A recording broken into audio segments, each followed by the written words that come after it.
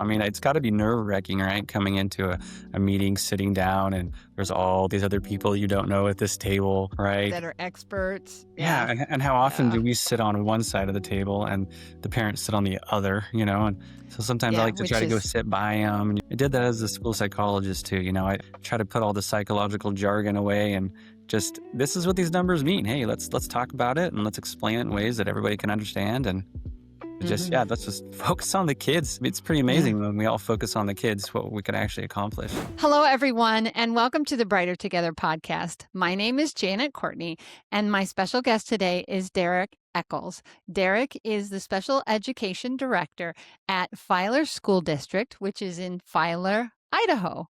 Derek, thanks for being on the show. Yeah, thanks for having me. This will be exciting. Yeah, I'm excited to have you here. So, where exactly is Filer, Idaho? It's a super small town. Well, I should say super small, but it is small, a little over 2,000 people. And we are in we are in southern Idaho. Some people know where Twin Falls, Idaho is. It Okay. has the big Snake River uh, gorge there. People come base jumping off the bridge all the time. So we are about six Not me miles or anytime so. soon. Yeah, me either. We're about 6 miles west of Twin Falls. Awesome. Awesome. So, tell us a little bit. You told me before we started recording that you've only been a special education director for 2 years. How did you get there? I was a school psychologist for 18 years. And when you work in education, you're always thinking, well, what else could I do? It's not like you're getting promoted, working your way up the ladder. So I got my administrator's degree a few years back thinking, man, just in case, an opportunity presents itself, although I had no desire to go into administration. Um, long story short, yeah, so I was in Twin Falls, Idaho as a school psychologist, and then Filer, the position opened, and I knew some people over there, and they were kind of like, "Hey, you should apply." So I figured, "Hey, I'll apply. It'll be good experience to go through the interview process." And next thing I know, they're calling and offering me a job, and I was pretty surprised and had to make a choice and decided to give it a try. So Wow. So, how has it been? different, Yeah. but not Oh, I'm sure from being a school psychologist to being a director, I'm sure. Yeah. Yeah, I mean, a lot of pros and cons. I mean, the honestly, the hardest thing was leaving a district I'd been for so long, and I'd built so many friendships, and that was tough. And my kids Yeah, are still for in that sure. other district too, so kind of giving some of that up was tough. And being the boss is hard, right? Not Mm-hmm. everybody likes what you have to say all the time. Not everybody wants to be your friend, and if they do, it's not always for the right reasons. Mm-hmm. So, learning to manage people has been a really good experience, honestly. As much as it's been a challenge, I've seen a lot of skills in myself that I've been able to develop and just become kind of a better human being all Yeah. around and more understanding. And so it's been good and challenging and a learning experience all mixed into one. Yeah. Yeah. So as a school psychologist, were you treating, like doing any counseling, or was it mostly assessments? What did your job look like before? Um, I uh, mean, because there's a lot of different ways you can be a school counselor, right? sure, Or a yeah, school psychologist. I'm sorry, I yeah, apologize. that's School okay. psychologist. People say that all the time. It's fine. I know, but there is a difference, and I I know the know. difference. Had to pay to go to school for that title. Right, absolutely. In the districts that I've been in, I've been in a few over the years, and it's really is more of a just a testing district. I mean, there's so many kids that are struggling academically, trying to help them get the services and supports that they need. I almost feel like sometimes you're just doing triage too. You're like one school to the next, just trying to solve a solution, find a solution, test a kid, figure out what they need, and move on to the next. Um, However, the school I was housed at a high school where my office was, and I mean, you get to know the student body there, and so I would have kids that would just kind of pop in and be like, "Hey, can I ask you some questions about things?" And so I did get Nice. to do a little bit of that, not real therapy, but just kind of talking and listening and offering advice, and I really enjoyed that part, honestly, working with the kids in different ways.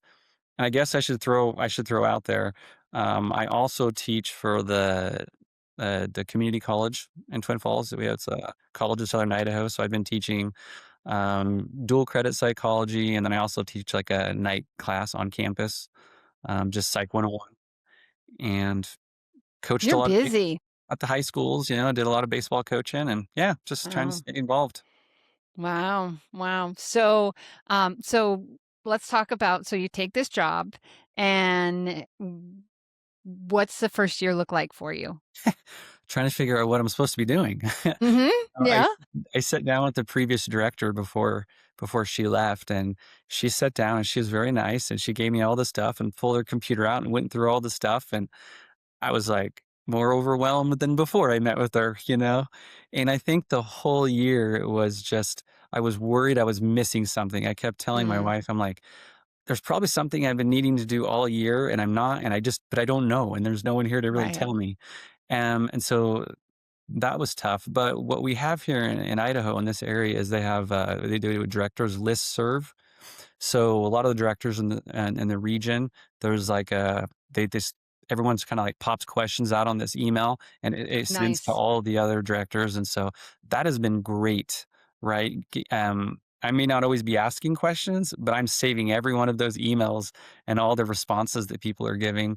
They also had some little cohort for new directors, which I did last year and I'm doing this year as well. And it's just kind of going through all that basic stuff, so learning to like support each other, offering advice, how we can be help, how the state can help you, you know. So that's really been helpful. If I haven't had some different communities like that, I'd probably be going back to be the school Right. psychologist again. Yeah, having the support of your peers and people that are doing the same job you are is super helpful, I'm sure. Um, I wish I had known more entrepreneurs when I started this than I did. Maybe I would have done it, maybe I wouldn't have. I don't know. Sure. Sometimes ignorance can be bliss, you know? Yes, yes. I can't say I'm the new guy anymore. I've been here 2 No, you years now. I have can't. to know it now. You've got some skin in the game. You've been there a while. So biggest wins, what would you say are some of your biggest wins? We haven't got sued yet. Derek. Oh my Uh, goodness. honestly, that was one of my biggest concerns. Honestly, coming in, I was more concerned about parents, right? Mm, I'm like, "Oh, man, parents, you're gonna run into those parents that are just unhappy, and how can I do that?" And the least of my concerns was staff. Well, now that I've been in it for a while, that's flip-flopped. oh, okay. I spend more time probably dealing with personnel issues, with staff members, putting out little fires, trying to make sure everybody's getting along and working as a team, and that kinda surprised me. Um, and it's not that it's bad, it's just there's been a lot more stuff I've had to kinda get in order, and try to get everyone to understand that we're a team and we're all working together. Everybody has their own opinions and ideas, but the goal is to help the child. With Right. the with the parents, what I actually started to do is, when I got here, of course, there's people telling me, "Watch out for this parent and this parent." They're kind of like throwing those names out there. And so what I did is I just made sure that I started to reach out to them. Mm, I was like, let's go ahead and build a relationship now. So I'm showing up at those meetings. I'm making phone calls to them, checking on them, see how things are going. And there was a little contentions in some situations, but honestly, for the most part, there hasn't been too many parent problems. I kind of found that parents just kind of want to be heard, and if they know that yeah. you care about their kid and you're trying, for the most, Mhm. you guys are going to be able to work something out. And Yeah. ironically enough, last time we were gonna chat a few weeks ago, I was driving back from a training, and I started thinking about this parent thing and how to help parents, and so what I wanna do, probably going into next year, is I wanna when I have new parents, so I don't know if I do this, like, twice a year, every couple of months, but when I have parents that are, like, brand new to this whole world of special education, I wanna, have kind of like I don't know if to call it like a town hall meeting or just kind of a little meeting all together in the evening and just talk to them about the world of special education.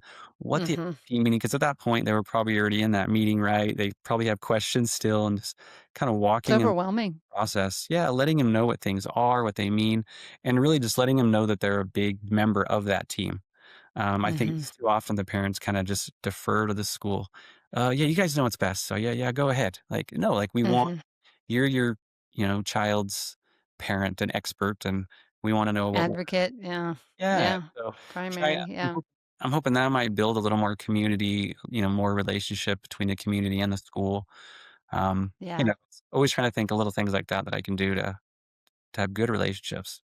Yeah, for sure. I was talking to and I'm scrolling down looking at my list, but, um, there was a guest that I had on my show. I think it was I'm trying to remember who it was now. That's terrible. Because we were just talking about building strong, the same kind of thing, building strong relationships and, making sure that the IEPs, it was Kristen Davis. So and she's from Noonan, Georgia. So when that podcast comes out, should be just shortly before yours, but because she was 3 before you. But she was talking about how in the IEP meeting, she has flipped it on its head and said, let's talk about just all of the good things about your child. And, they go in and they don't have the document completely done. And they set, they have ideas of what the goals are going to be, but then they talk about them as a team. And it was really interesting because I was like, how do you make sure that you get everything in a line? And she's like, once you get used to doing it that way, it becomes, because it's always supposed to be a team decision, right? That's always the way it is. But it was just really interesting, her perspective on IEPs. And I mean, it was specifically what you were talking about, parents, getting parents involved, making sure parents know and understand what's happening. And she said it's made, like you said, you did the same thing. You're proactive with difficult parents. You're proactive with your parents. And that's what they need. That's what they need to hear. And then you don't have the problems because you've kind of headed off with the past, right? Yeah, that's the idea, you know? Right? Yeah, Yeah. trying to help them out and educate them. I mean, it's gotta be nerve-wracking, right? Coming into a meeting, sitting down, and there's all these other people you don't know at this table, right? That are And experts. yeah, Yeah. and how often Yeah. do we sit on one side of the table and the parents sit on the other, and so sometimes I Yeah. like to try Which to go is, sit by them, and I did that as mm-hmm. a school psychologist too, I try to put all the psychological jargon away and just, "This is what these numbers mean. Hey, let's talk about it and let's explain it in ways that everybody can understand," just Mm-hmm. yeah, let's just focus on the kids. It's pretty amazing when we all focus on the kids, what we can actually accomplish, so Yeah. Yeah. And the kids, not the disability, right? yeah, The correct, kids. Yeah. correct. Who is that child and how can we help that child to access education better? Because that's the whole point of IDA, right? The access to education. So yeah. And we all access learning differently. So which, as a school psychologist, that we don't all learn the same ways, right? Yes, for sure. Yeah. So, okay, that's a good question. So, my brain just went, "Oh, ask that question." Um, how much of being a school psychologist in those 18 years have you pulled into your job as a special education director? Not as much as I would have thought, and simply because the school psychologist that we have here is great. Ah, So that's she good. she does such a great job that I don't really have to, like, intervene and say, "Hey, Mhm. we should consider this." But it is nice. She actually enjoys that I'm a school psychologist because she can bounce ideas off me a lot. She's like, "Finally, somebody that understands some stuff Mhm. similarly." So we talk about stuff and bounce ideas off each other every now and then. I think just my background in psychology, just teaching those psych 101 classes and just understanding human behavior when you're in a kind of an administrative position. I mean, that definitely helps, right? Um, Mhm. and then I guess just being a psychologist and understanding the different nuances a little bit of how we function in our brain and learn. It's the same way when you're working with staff, right? Hey, Yeah, I can present this people. this way, but I know these four staff, they need me to present it this way. you know, Mhm.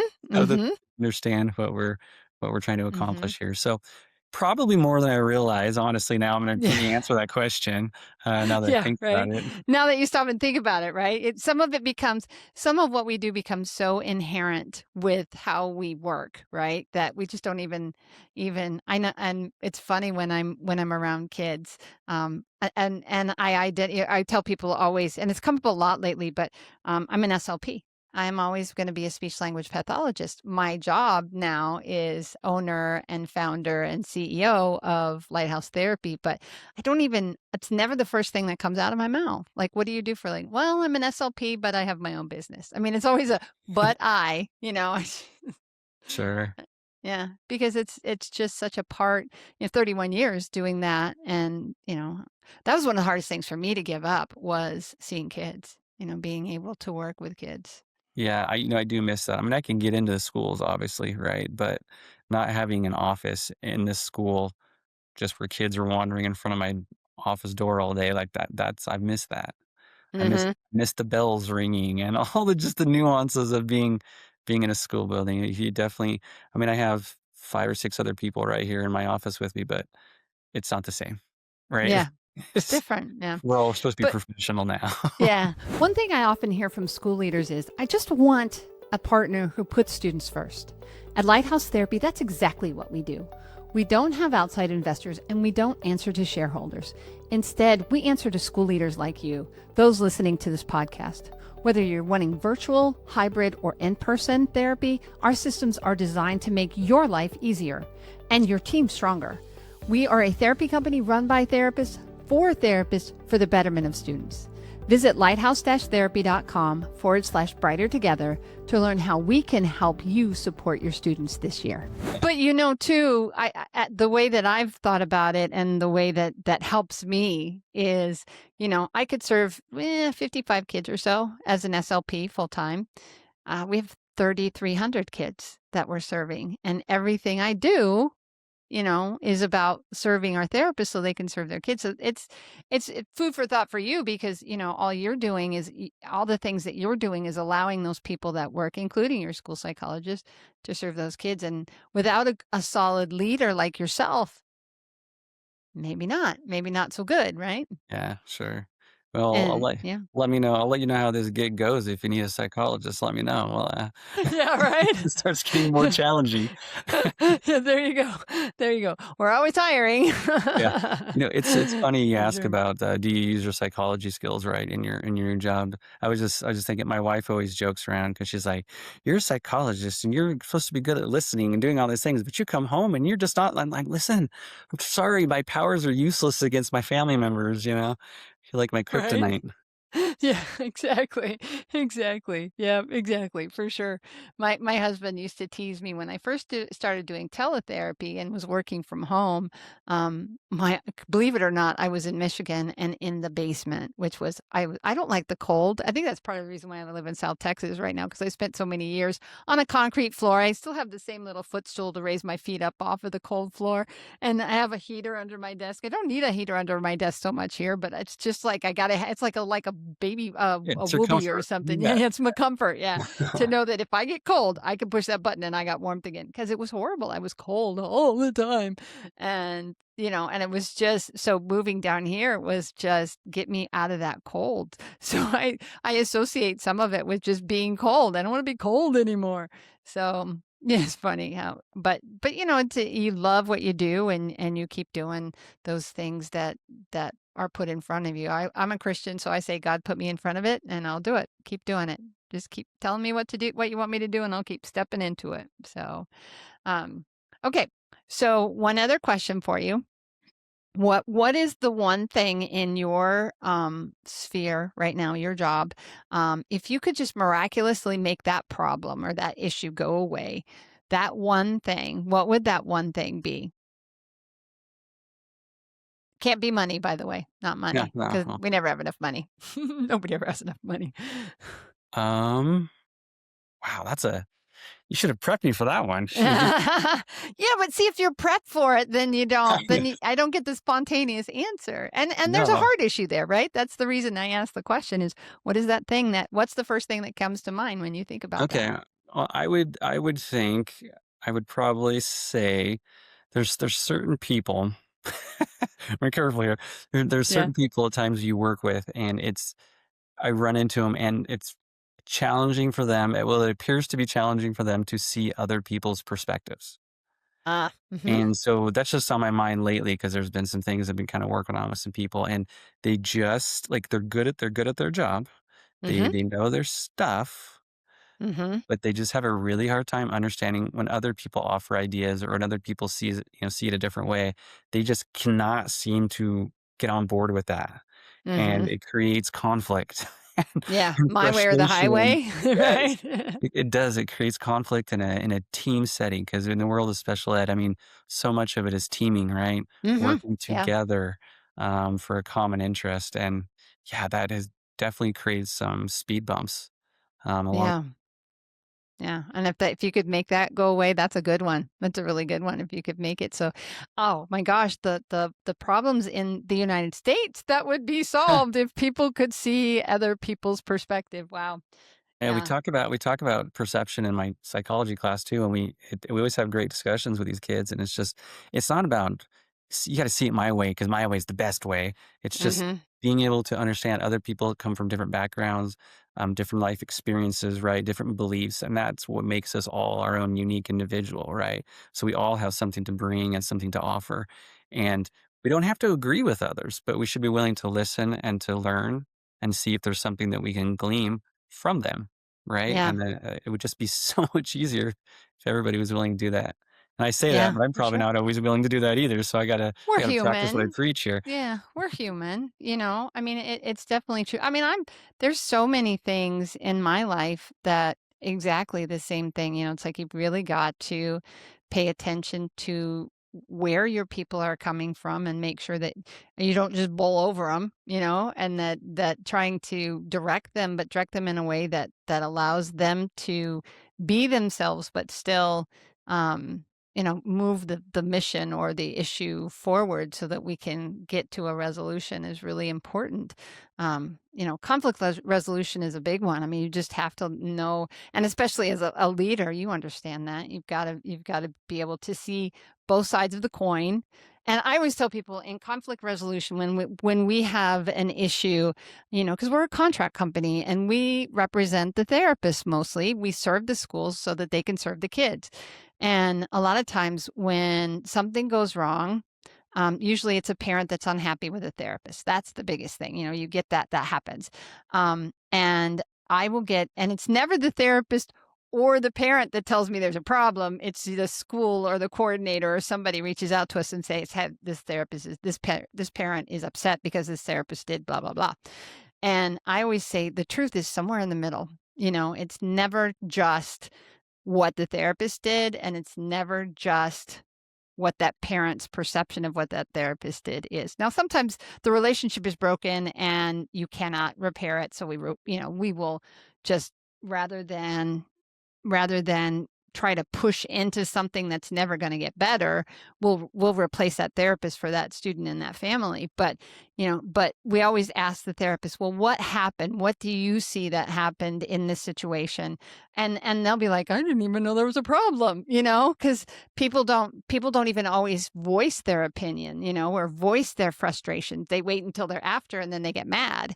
And that doesn't help anybody. So, and sometimes it is them. And then I'm coaching and we're coaching and explaining, hey, there's a more sensitive way you can do this, but it's never just this person is right and this person is wrong. So, you know, that's the empathy, having some empathy, right? Sure. Yeah, and we don't Yeah. ever wanna tackle the problem head on, as it seems like, you wanna try to go around it somehow or, "Yeah, I got an Mhm. issue with this person," but rather than talk to them, I'm gonna go, like, talk about them over here to these people, and yeah, and we Yeah. just create more issues Yeah. for And ourselves. gossip is, oh, I can't stand it. Oh, I don't. That's one of the things I always tell my management team. You got an issue with somebody, you need to go talk to them. I don't want any gossiping here. And if I say if I'm working with somebody and I say, well, so and so will probably do this and or whatever it is, but I will say to them as well, if I'm saying something about that person, I've either already talked to them or when I'm done with you, I'm going to go talk to them. We had a meeting today, as a matter of fact. I kept saying, our director of HR. When we hire a therapist, they have to go through an onboarding process. And she has such a sixth sense for this therapist is not going to work out just based on how they interact with her. And, sometimes it's like we really want to make sure that we help the school. So we push back a little bit on that and say, well, let's give them a chance. Let's whatever. 99% of the time we go, oh, would have been better to wait, you know? And so today in our meeting, we have an open positions meeting. So we make sure that all the team members know what's going on and what we got in the pipeline and what's, from recruiting to sales to HR to clinical, those are all the key people that make sure that we're a well-oiled machine. And that meeting is critical. And so, and Amanda Tinkle is our director of HR. And I said in that meeting, Amanda, I have been meaning to get a hold of you, but I'm going to say it in front of everybody because you need to push back a little bit on us when we say we want to keep this person when they're not going to work out because they're not going to work and it always ends up coming back at us and we have to deal with this person because we didn't listen to you. So, and she's like, oh, I can definitely do that. But Great. and that's it. That's what it's just in front everybody. And she wasn't upset that I did that. And I preface it with, you had tried to veto this other person and we let it go because we really wanted to fill that position. And she said, and now she's leaving. And I'm like, and see. Yeah. So, it's one of those things where it's like, you just really have to not gossip. I hate gossip. I would rather people just tell me what they're thinking to my face and let's work it Let's out just do rather it. than Let's just deal with it now. yeah, Yeah. deal with it, right? Yeah, deal Yeah. with it. Don't shove it under the carpet. That just gives you a place to trip. That's So true. It makes it worse. makes it worse, makes it way worse. Well, Derek, I'm sorry. I felt like I was preaching at you. I don't mean to be. Great. It's been a great conversation. If you could give one last question, I said I was done, but I want to ask one more question. If you Many as could, you want. now that you're 2 years in, one piece of advice to somebody new coming in as that's never been a director of special education, especially somebody that's not, come up the traditional way, maybe even like you did. What would you recommend or what would you suggest to them? Don't do it. No, I'm just kidding. A couple of things, right? Form some, get some allies quick, right? What I mean by Mm, that is just some other directors that you trust and to help because you need some unofficial mentors, right? That you can ask questions to. And I would the step that I missed definitely was being in administration beforehand, right? Like even a vice principal in some way, shape, or form. I mean, so at times I would help out with that stuff a little bit because I knew I had that degree. So if principals were gone, I might, be the guy a little bit. But mhm, mhm. even then, I wasn't dealing with a ton. So having more experience just with that would have been huge because then you're right then. Because now it's gotta know SPED law, special education law, and you have to know how to manage people, and you're also doing evaluations and dealing with this.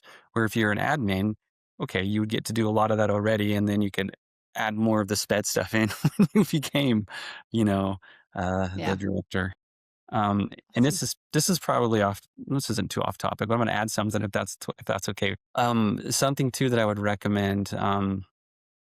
Is I don't think, especially in roles like this in administration, I think we forget the importance of of self-care, taking care of ourselves. I mean, I have 5 kids, varying ages, so I got a lot going on already. Um, but we come to work, we take on, especially in an administrative role, right? We take on a lot of stress, a lot of stuff. And are we taking it home with us? I think it's really easy to do that if you're not careful.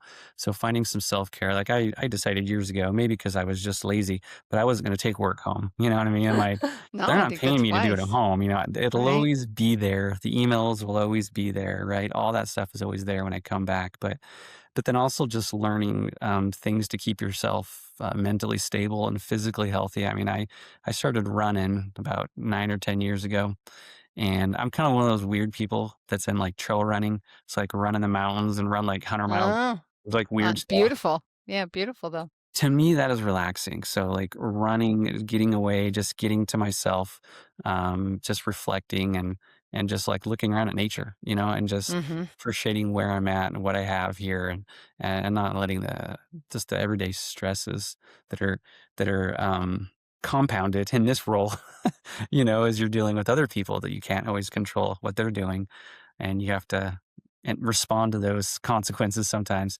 But yeah, just really make sure you're taking care of yourself, mentally and physically and spiritually and any other way that you want to that's appropriate. Right. Yeah, very good advice. It's so true. You have to. I started crocheting about well, it was a year ago at Christmas time, and I was never considered myself artistic. It wasn't like I'm left-handed, so left-handed people are supposed to be artistic. We're using the right side of our brain. I don't know. There's a crossover in there somewhere. I just was never a stick people. You want me to draw? I'll give you a stick person. You want me to bang on a piano, it's banging on a piano. But this, for some reason, this is something where you give me some yarn and you give me a pattern and I find somebody that wants it and there's love and prayer and all of those things that go into it. And I end up with this beautiful whatever, that it is that I'm making. And that to me, and I also have the gift of philanthropy. I love to give away too much to my director of finance. She goes, "Oh my gosh, Janet, you're you got to stop giving everything away." I mean, even this, we do this. This is an expense. We use it. It's got both sides of it. It's good. I'm getting my name out there, and we are marketing, but we're also giving it back. So there's a cost that comes with it as well. But it's right up my alley because I want to take care of humans. That's what I do. I take care of humans.